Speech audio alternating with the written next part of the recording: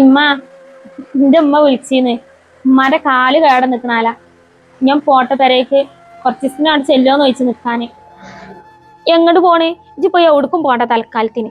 അല്ലേ ഇജ്ജിപ്പോ ഇവിടുന്ന് പോയിട്ടുണ്ടെ ഇവിടുത്തെ പണിയൊക്കെ ആരെടുക്കല്? ഇജ്ജ് അത് പറ. അതല്ലമ്മ, ഉമ്മാക്ക് തീരെ വയ്യാഞ്ഞിട്ടാണേ.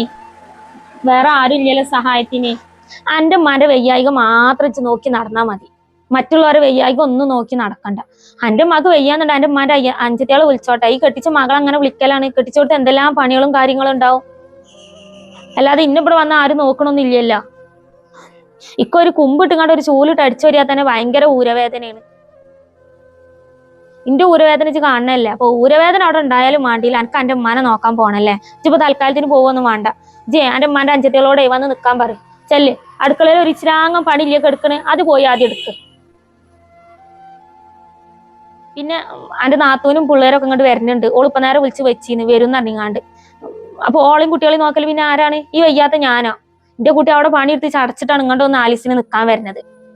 എന്നിട്ട് ഇജ്ജ് പോയിട്ടുണ്ടെ ഇപ്പൊ എങ്ങനെ? അതൊന്നും ശരിയാവില്ല. ഇജ്ജ് ചെല്ല്, ചെന്നിട്ടേ ഓള് വരുമ്പോഴത്തേനും ഓൾക്കുള്ളതൊക്കെ ഉണ്ടാക്കാൻ നോക്ക്. ഞാൻ ചെന്നോട്.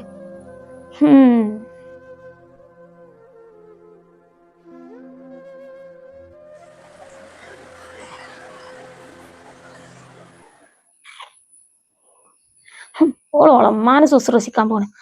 ഈ കുരിപ്പാണെങ്കിൽ വിളിക്കണില്ല. ഞാനാണെന്നുണ്ടെങ്കിൽ തൊള്ളേന്ന് വീണും പോയി. ഇജ്ജൊന്ന് പെണ്ണ് വരും എന്നുള്ളത്. എന്തായാലും വിളിച്ചിട്ട് ഇങ്ങോട്ട് വരാൻ പറയട്ടെ. ആവശ്യം നേരത്ത് ഇവള് ഫോൺ എടുക്കില്ല. ആ എല്ലടി, എത്ര നേരമായി ഞാൻ കാത്തിരിക്കണ ഇജ്ജ് വിളിക്കുന്ന് കരുതിയിട്ട്. ഇജ്ജെന്താ വിളിക്കാത്തത്? ഞാനൊരു കാര്യം പറയാനായിരുന്നു വിളിച്ചിരുന്നത്. ഓ, എന്റെ കുട്ടികളാന്നുണ്ടെങ്കിൽ എന്റെ മൂട്ടിന്ന് ഒയ്യില്ല. അല്ല എന്റെ അമ്മായിമാക്ക് എന്താ പണി?